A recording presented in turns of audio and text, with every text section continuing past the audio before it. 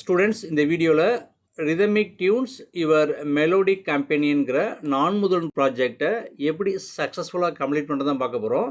First நான் டெஸ்க்டாப்பில் ஒரு ஃபோல்டர் க்ரியேட் பண்ணுறேன். ஃபோல்டர் நேம் ரிதமிக் டியூன்ஸ் அப்படின்னு ஒரு ஃபோல்டர் நான் க்ரியேட் பண்ணிட்டேன்.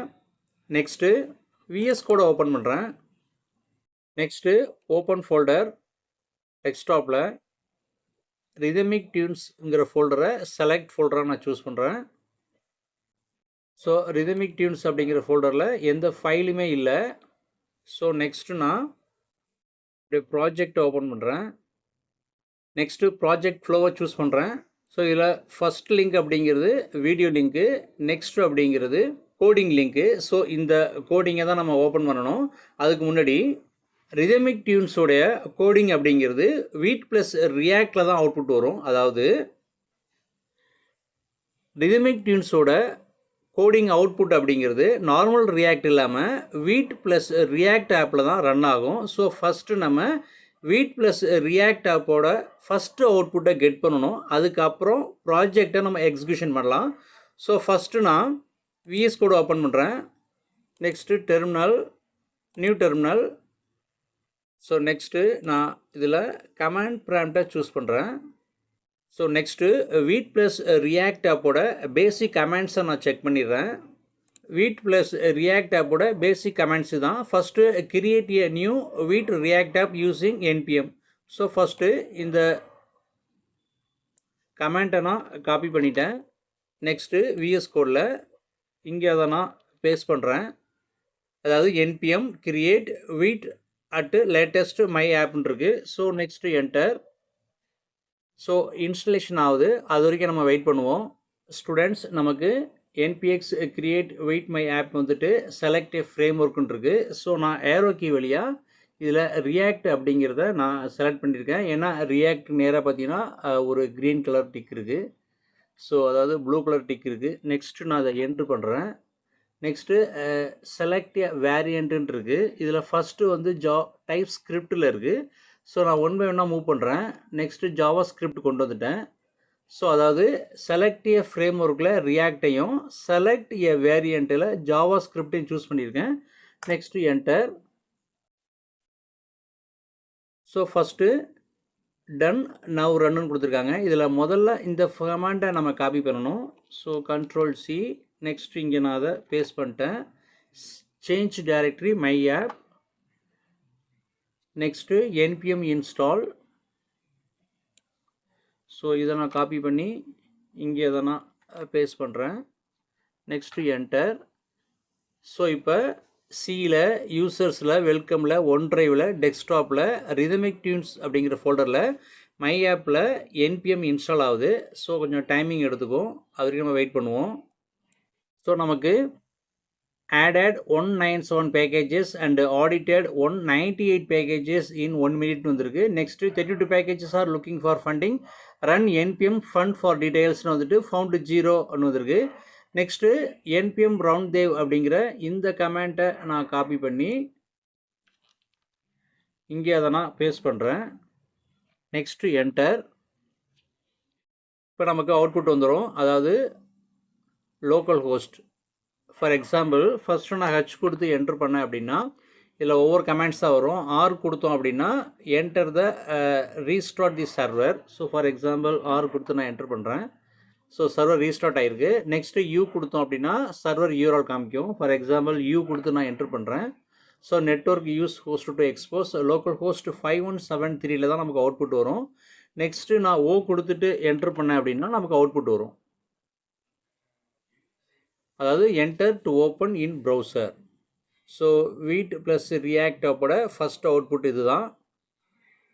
So Vite plus React app. So first அவுட்புட்டை கெட் பண்ணிட்டோம்.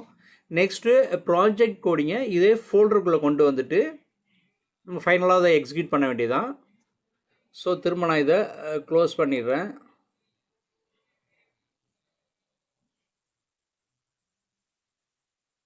ஸோ நெக்ஸ்ட்டு இதையும் நான் க்ளோஸ் பண்ணிடுறேன்.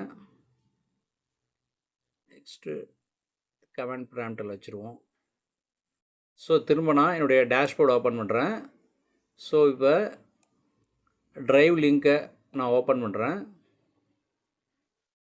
ஸோ நெக்ஸ்ட்டு இந்த கோடு அப்படிங்கிற ஆப்ஷனை சூஸ் பண்ணிவிட்டு இந்த ஃபைல்ஸை நம்ம டவுன்லோட் பண்ண வேண்டியதான்.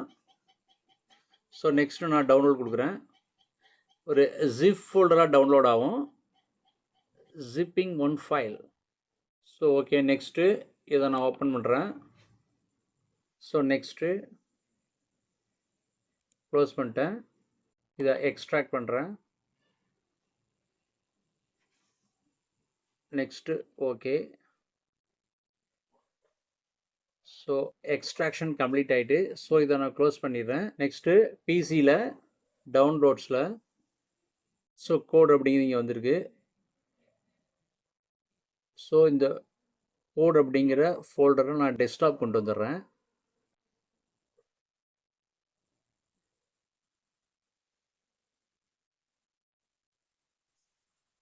ஸோ இதை நான் க்ளோஸ் பண்ணிடுறேன். நெக்ஸ்ட் இதை நான் ஓப்பன் பண்ணுறேன். ஸோ இதுக்குள்ளே கோடுன்னு இருக்குது. இதை இங்கே கொண்டு வந்துடுறேன்.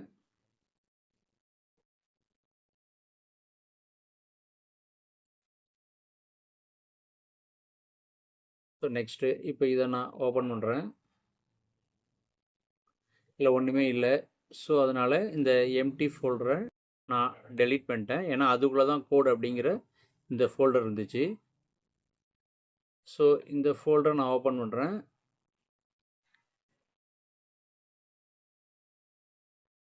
ஸோ இதில் தான் இந்த பப்ளிக் எஸ்ஆர்சி எல்லாமே இருக்குது. அதாவது நம்ம ப்ராஜெக்ட் எக்ஸிக்யூஷன் ஆகிறதுக்கு உண்டான எல்லா ஃபைல்ஸும் இதுக்குள்ளே தான் இருக்குது. ஸோ இதை நான் க்ளோஸ் பண்ணிடுறேன். ஸோ இப்போ ரிதமிக் டியூன்ஸ் அப்படிங்கிற ஃபோல்டருக்குள்ளே இந்த கோடுங்கிற ஃபோல்டரை நான் கொண்டு போகிறேன். ஓகே, இப்போ திரும்ப நான் விஎஸ் கோடு ஓப்பன் பண்ணுறேன். இப்போ விஎஸ் கோடில் கோடு வந்துருச்சு. கோடுக்குள்ளே டிபி பப்ளிக் சாங்ஸ் இருக்குது. ஸோ சாங்ஸ் 1 2 3 4 மொத்தம் 4 சாங் இருக்குது. நெக்ஸ்ட்டு எஸ்ஆர்சி இதில் app.css app.jss index.css எல்லாமே இதில் இருக்குது. index.html எல்லாமே இதிலே இருக்குது. ஸோ நெக்ஸ்ட்டு சேஞ்ச் டைரக்டரி மூலயமா நான் மாற்றுறேன். அதாவது சிடி கோடு.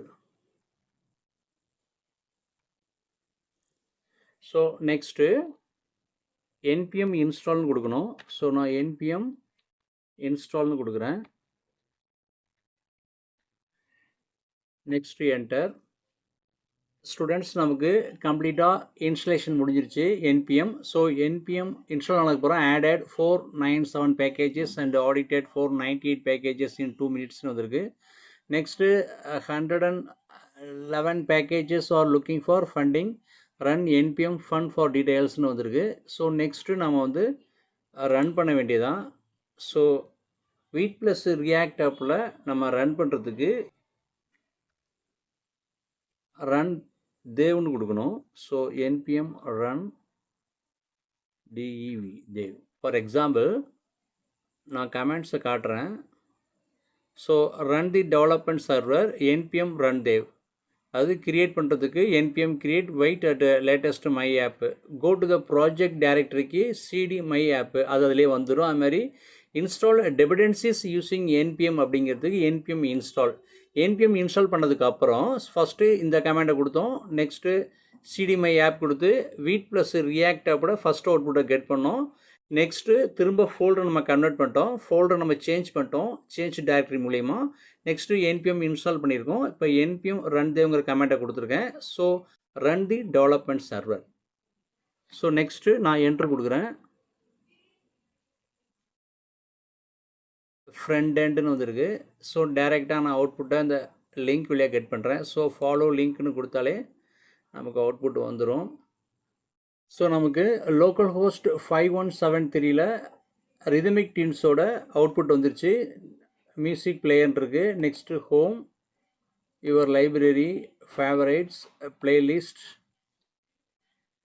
எல்லாமே வருது. ப்ராஜெக்ட்டு நமக்கு சக்ஸஸ்ஃபுல்லாக அவுட்புட் வந்துருச்சு. ஸோ என்னோடய கிட்டப் அக்கௌண்ட்டை நான் ஓப்பன் பண்ண போகிறேன். ஃபஸ்ட் லிங்க்கை நான் ஓப்பன் பண்ணிட்டேன். ஸோ ஏற்கனவே நான் அதாவது ஃபிட்ஃப்ளெக்ஸ், குக் புக், இன்சைட் ஸ்ட்ரீம் அப்படிங்கிற 3 ரிப்போசிட்டரி கிரியேட் பண்ணியிருக்கேன். ஸோ இப்போ ரிதமிக் டியூன்ஸுக்கு நான் புதுசாக ரிப்போசிட்டரி கிரியேட் பண்ண போகிறேன். ஸோ நியூ அப்படிங்கிற ஆப்ஷனை கொடுத்தேன் அப்படின்னா எனக்கு புதுசாக ரிப்போசிட்டரி ஒன்று கிரியேட் ஆகும். So next repository name, checking availability, rhythmic tunes. So rhythmic tune is அவைலபிள்னு வந்துட்டு நெக்ஸ்ட்டு நம்ம ரிப்போசிட்டரியோட சூஸ் விசிபிலிட்டி அப்படிங்கிறது பப்ளிக்கில் தான் இருக்கணும். நெக்ஸ்ட்டு ஆட் ரீடியம் அப்படிங்கிறத நம்ம எனேபிள் பண்ணி ஆன் மோடு கொண்டு வந்துடுறேன். Next create repository. Next rhythmic tunes அப்படிங்கிற ரிப்போசிட்டரி பப்ளிக்கில் தான் இருக்குது. So next add file, upload files, choose your files. So டெஸ்க்டாப்பில் ரிதமிக் டியூன்ஸ் அப்படிங்கிற ஃபோல்டருக்குள்ளே கோடுங்கிற ஃபோல்டருக்குள்ளே தான் நம்மளுடைய எல்லா ஃபைல்ஸும் இருக்குது. ஸோ நான் எல்லா ஃபைல்ஸையும் சூஸ் பண்ணிட்டேன். Next open. So uploading 1 of 7 ஃபைல்ஸ்னு வருது. ஸோ நமக்கு 7 ஃபைல்ஸ் அப்லோட் ஆகுது. ஸோ நமக்கு 7 ஃபைல்ஸும் அப்லோட் ஆகிட்டு ஸோ ஃபைனலாக நான் கமிட் சேஞ்சஸ் கொடுத்துட்றேன். So processing your files. Next நீங்கள் இந்த கோடு அப்படிங்கிற ஆப்ஷனை சூஸ் பண்ணுங்கள். இதில் http://github.com satyatarun 2025 rhythmic tunes அப்படின்னு கொடுத்துருக்கேன். ஸோ உங்கள் ரிப்போசிட்டரி என்னவோ, உங்கள் யூசர் நேம் என்னவோ எல்லாமே இதில் வரும். ஸோ இந்த லிங்க்கை நீங்கள் இந்த கிட்டப் லிங்கை காப்பி பண்ணி உங்கள் கிளாஸ் இன்சார்ஜ் யாரோ அவங்களுக்கு அனுப்பிச்சிடுங்க. ஸோ அவங்க அதை எடுத்து அவங்களோட டேஷ்போர்டில் ஓப்பன் பண்ணி கிட்டப் லிங்க்கில் அப்லோட் பண்ணிவிடுவாங்க. ஸோ ஒரு ஸ்டூடெண்ட்டுக்கு அப்லோட் பண்ணோம் அப்படின்னா எல்லா ஸ்டூடெண்ட்ஸுக்குமே அது ப்ராசஸிங் ஆகிடும். ஸோ எல்லா ஸ்டூடெண்ட்ஸுமே கிட்டப் லிங்க் அப்படிங்கிறது ஓப்பன் ஆகும். ஸோ அவ்வளோதான், நம்ம ப்ராஜெக்டை சக்ஸஸ்ஃபுல்லாக முடிச்சிட்டோம். ஸோ நீங்கள் இந்த ப்ராஜெக்ட் மட்டும்தான் வீட் ப்ளஸ் ரியாக்ட் ஆப்பில் எக்ஸிக்யூஷன் ஆகுது. ஸோ ரிதமிக் டியூன்ஸோட கோடிங் அப்படிங்கிறது நார்மலாக ரியாக்ட் ஆப்பில் ரன் ஆகாது. ஏன்னா அதில் இருக்கிற கோடிங் எல்லாமே வீட் ப்ளஸ் ரியாக்ட் ஆப்பில் ரன் ஆகிற மாதிரி தான் கொடுத்துருக்காங்க. ஸோ அதனால தான் வீட் ப்ளஸ் ரியாக்ட் ஆப்பில் நான் உங்களுக்கு இந்த ப்ராஜெக்டை ரன் பண்ணி காமிச்சேன். Okay, that's all. நெக்ஸ்ட் வீடியோவில் லாஸ்ட் ப்ராஜெக்ட் 5th ப்ராஜெக்ட் என்னங்கிறத பார்ப்போம். Okay, thank you.